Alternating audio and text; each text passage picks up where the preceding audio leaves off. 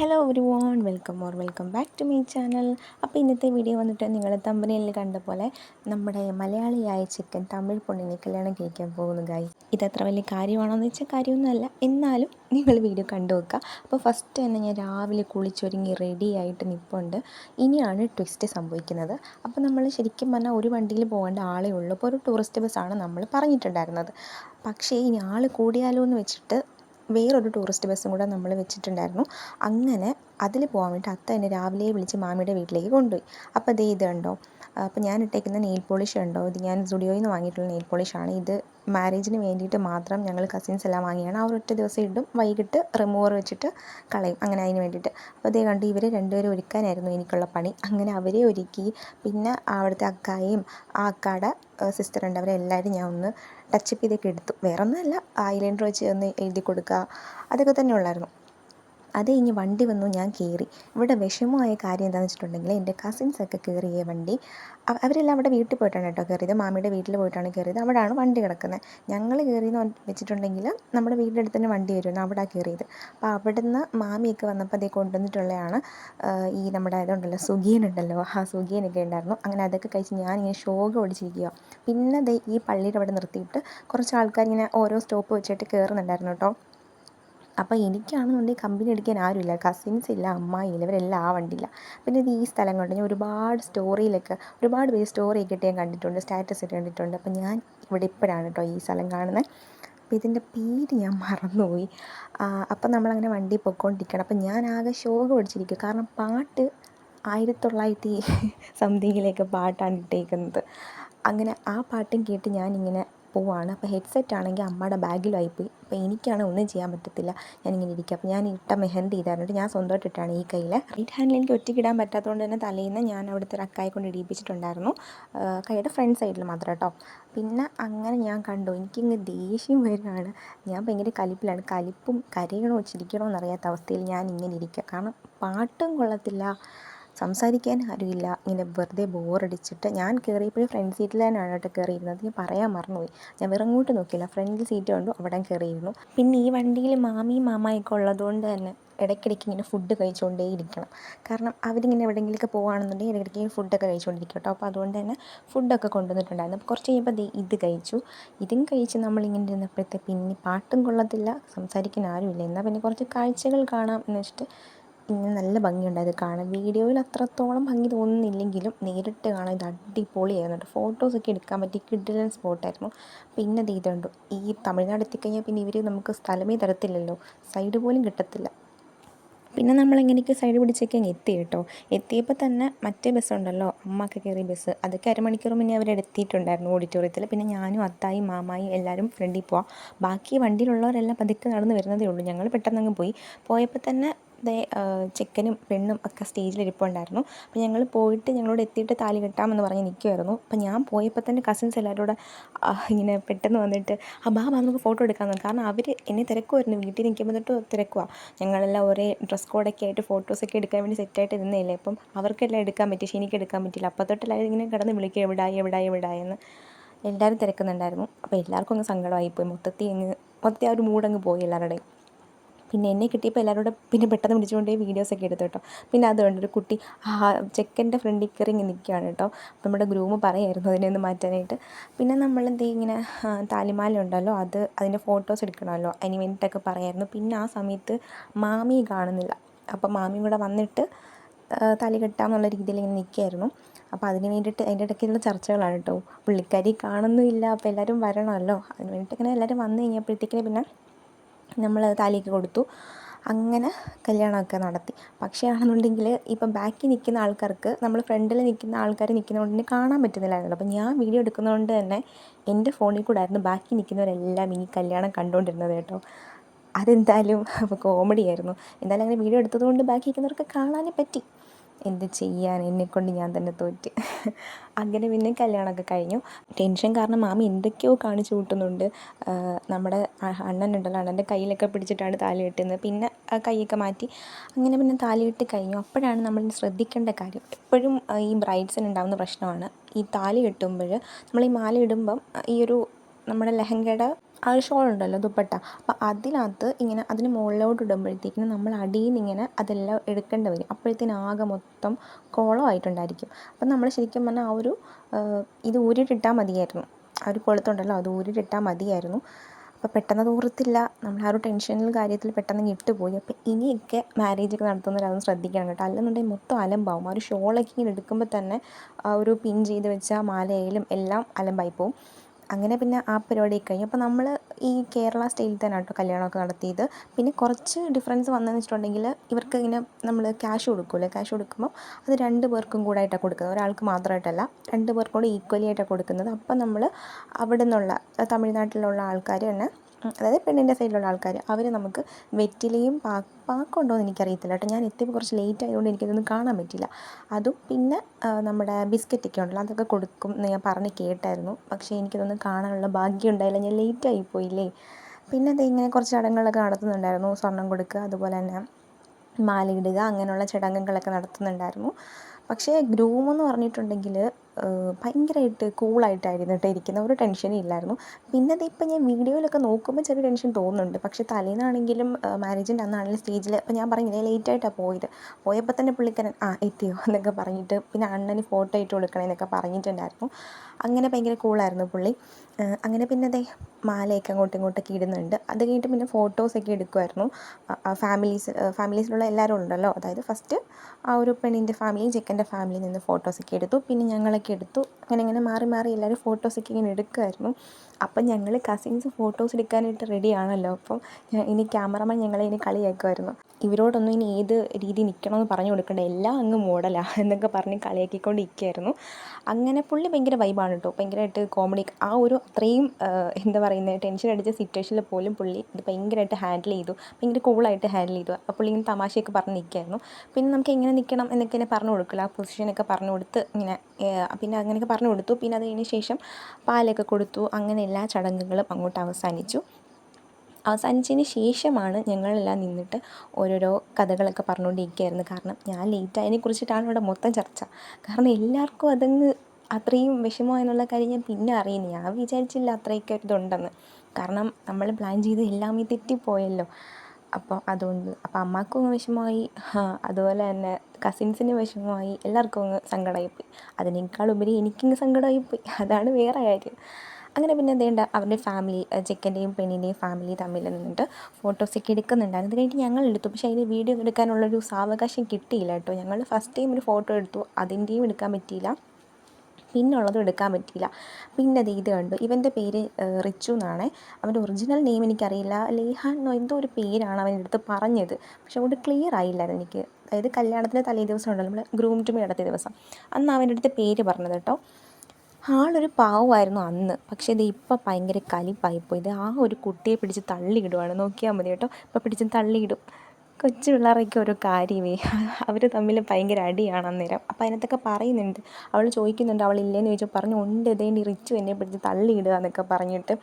ശരിക്കും പറഞ്ഞാൽ ഇതൊക്കെ കാണുമ്പോൾ നമ്മൾ നമ്മുടെ കുട്ടിക്കാലമൊക്കെ ഓർത്തു പോകും. നമ്മളൊന്നും ഇങ്ങനെ അത്രയും അടി ഉണ്ടാക്കാറില്ലായിരുന്നല്ലോ. ഇപ്പോഴത്തെ കുട്ടികളൊക്കെ ഇങ്ങനെ എപ്പോഴും അങ്ങോട്ടും ഇങ്ങോട്ടുമൊക്കെ തള്ളും അടിയും ഒക്കെ ആണല്ലോ. ഇവിടെ കണ്ട് ഒറ്റ തള്ളായിരുന്നു, ആ കുഞ്ഞ് പോയി തുടങ്ങി വീണ്. ഭയങ്കര കോമഡി. ഞങ്ങളവിടെ നിന്ന് ചിരിക്കുകയൊക്കെ ചെയ്യുമായിരുന്നു കണ്ടിട്ട്. ആദ്യം ഞങ്ങൾ ചോദിച്ചു വീണ് എന്തെങ്കിലും പറ്റിയോ എന്ന്, പിന്നെ നോക്കിയപ്പോൾ ഒന്നും പറ്റിയില്ല, പുള്ളിക്കാരി കൂളാണ്. പിന്നെ നമ്മൾ ഫുഡ് കഴിക്കാൻ പോയിട്ടോ. ഞാൻ പെട്ടെന്ന് ഈ തമിഴ്നാട് സ്റ്റൈൽ ഫുഡാണെന്ന് ഓർത്തൊന്നുമില്ല. ഞാൻ പോയിരുന്നു നമ്മുടെ നോർമൽ ബിരിയാണി ഓർത്തിരുന്നത്. അപ്പോഴാണ് നമ്മുടെ കേസരി കൊണ്ടുവച്ചത് അതിലും വലിയ കോമഡിയായിരുന്നു. അത് കേസരി കൊണ്ടുവച്ച് പെട്ടെന്ന് എൻ്റെ മൈൻഡിൽ കേസരി എന്ന സംഭവം ഓർമ്മ വന്നില്ല. പിന്നെ ഞാൻ ഓർത്തു കേസരി ആണല്ലോ വെക്കുന്നതെന്ന്. പിന്നെ നമുക്ക് അവിടെ ബിരിയാണി ഇങ്ങനെ കൊണ്ടുവരും, നമ്മുടെ ചെമ്പിൻ്റെ മുകളിലുള്ള ആ ഒരു അടപ്പുണ്ടല്ലോ, അതേപോലത്തെ അടപ്പിൽ ഇങ്ങനെ ഹോട്ടലിലൊക്കെ കൊണ്ടുവരുന്ന പോലെ അടപ്പിനകത്താണ് കൊണ്ടുവരുന്നത്. പിന്നെ നമുക്ക് സാലഡ് ഉണ്ടായിരിക്കും, പിന്നെ അച്ചാറുണ്ടല്ലോ, അച്ചാർ എന്ന് പറഞ്ഞാൽ മാങ്ങാച്ചാറായിരിക്കും, അത് മുഴുവനായിട്ട് എങ്ങാണ്ട് ഉള്ള അച്ചാറാണ്. ഫസ്റ്റ് എല്ലാവരും വിചാരിച്ചതിന് കുടലെങ്ങാനും ആണോ കറി വെച്ച് കൊണ്ടുവരുന്നതെന്ന് വിചാരിച്ചു. പിന്നെ മനസ്സിലായത് അച്ചാറാണെന്ന്. പക്ഷേ ശരിക്കും പറഞ്ഞാൽ പേഴ്സണലി എനിക്ക് അങ്ങോട്ട് ഈ ബിരിയാണി ഇഷ്ടപ്പെട്ടില്ല കേട്ടോ. എനിക്കങ്ങോട്ട് വലിയായിട്ട് ഇഷ്ടപ്പെട്ടു. പക്ഷേ ഇഷ്ടപ്പെട്ടവരും ഉണ്ട്, 2-3 ട്രിപ്പ് കഴിച്ചവരും ഉണ്ട്. പക്ഷേ എനിക്കതങ്ങോട്ട് ഇഷ്ടമായില്ല. എനിക്കിത്രയും മസാലയൊക്കെ ഉള്ള ബിരിയാണി എനിക്കിഷ്ടമല്ല. ഞാൻ ഒരു പകുതി കഴിച്ചിട്ടുണ്ടായിരുന്നുള്ളൂ.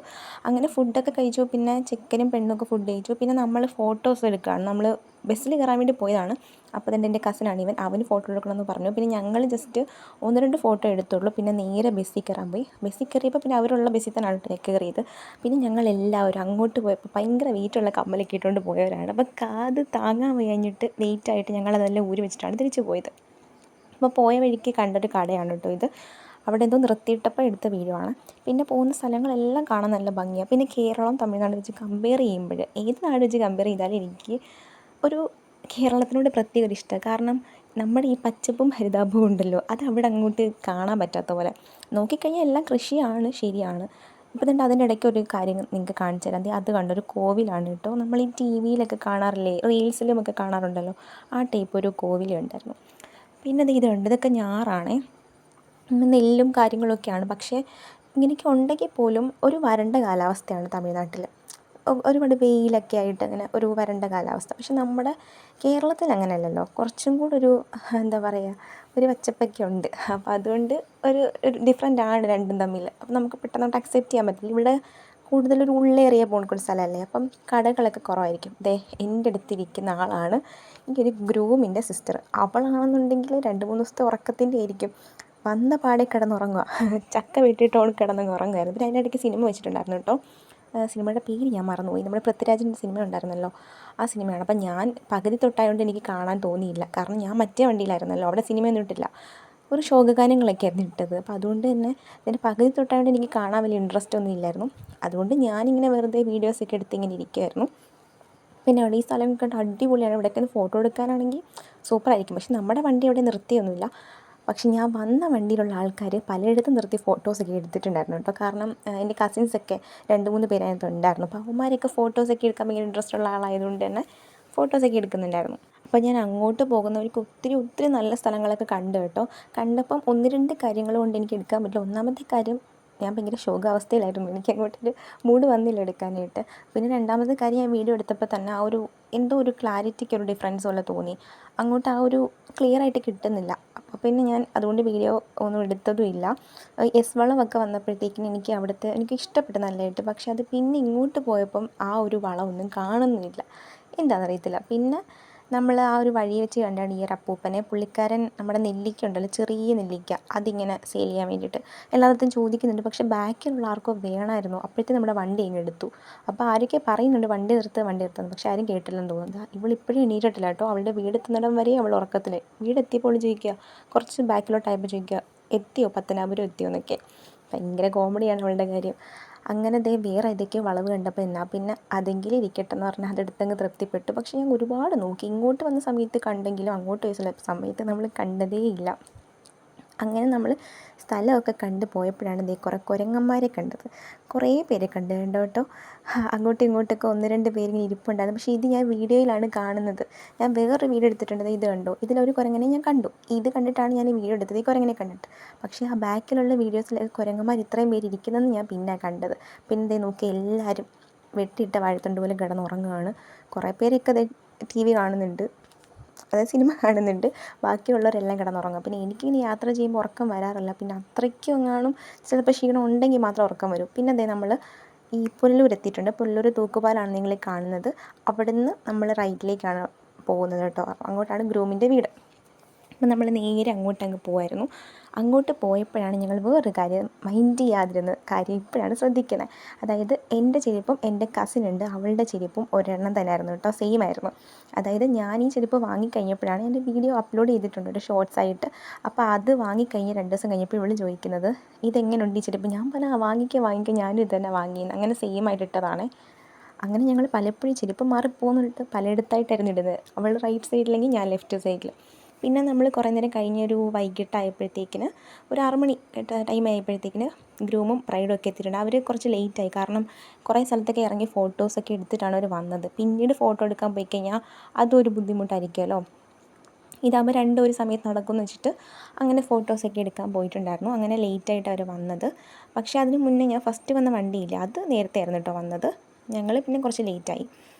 അങ്ങനെ വന്നു. പിന്നെ ആ ഒരു ബ്ലൂ കളർ ഡ്രസ്സ് ഇട്ടുണ്ടല്ലോ, സോറി ബ്ലൂ അല്ല, പർപ്പിൾ കളർ ഡ്രസ്സ് ഇട്ടത്, അത് പെണ്ണിൻ്റെ അനിയത്തിയാണ് കേട്ടോ. അങ്ങനെ നമ്മൾ ഇവിടെ കുറച്ച് ഫോട്ടോസൊക്കെ എടുക്കാൻ വേണ്ടി ലൈറ്റൊക്കെ ഒന്ന് മാറ്റി കൊടുക്കുന്നുണ്ട്. പിന്നെ ചെക്കൻ്റെ അമ്മ, അതായത് എൻ്റെ മാമി മുസാഫൊക്കെ എടുത്ത് കൊടുക്കുന്നുണ്ട്. അപ്പം ഖുറാനൊക്കെ കൊടുത്തിട്ട് ഇങ്ങനെ കയറ്റി. അപ്പം ഈ ഒരു ഡ്രസ്സ് ഉണ്ടല്ലോ ഭയങ്കര വെയിറ്റ് ആണല്ലോ, അപ്പോൾ അതുകൊണ്ട് ആ കൈക്ക് കയറാൻ പറ്റുന്നില്ല. അപ്പോൾ ഞാൻ എൻ്റെ കസിൻ്റെ അടുത്ത് പറയാം ഒന്ന് പൊക്കി കൊടുക്കാമോ എന്ന് ചോദിച്ചിട്ട് അങ്ങനെ അവൾ ലാസ്റ്റ് പൊക്കി കൊടുക്കുന്നുണ്ട്. പിന്നെ വെള്ളമൊക്കെ കൊടുത്ത് അങ്ങനെ കയറ്റി. പിന്നെ അതിൻ്റെ ഫോട്ടോസൊക്കെ എടുക്കുന്നുണ്ടായിരുന്നു. അങ്ങനെ അതൊക്കെ കഴിഞ്ഞ് നേരെ അടുത്ത ചടങ്ങിലേക്കാണ്. അപ്പം അക്ക വീട്ടിനകത്ത് കയറിയിട്ടുണ്ടായിരുന്നു. വീട്ടിനകത്ത് കയറി പിന്നെ നെക്സ്റ്റ് പാലൊക്കെ കൊടുക്കുന്ന ചടങ്ങ്, പിന്നെ സ്വർണം കൊടുക്കുന്ന ചടങ്ങൊക്കെ ഉണ്ടല്ലോ, അങ്ങനെ അതൊക്കെയായിരുന്നു നെക്സ്റ്റ്. അപ്പോൾ കൂടുതലും നമ്മുടെ കേരള സ്റ്റൈലിൽ തന്നെയാണ് വെഡ്ഡിങ് നടത്തിയതെല്ലാം. ബാക്കി 1-2 കാര്യങ്ങൾ മാത്രമേ ഉള്ളൂ തമിഴ് സ്റ്റൈലിൽ നടത്തിയത്. ബാക്കിയെല്ലാം നമ്മുടെ പ്രോപ്പർ കേരള ആ ഒരു സ്റ്റൈൽ തന്നെയാണ്.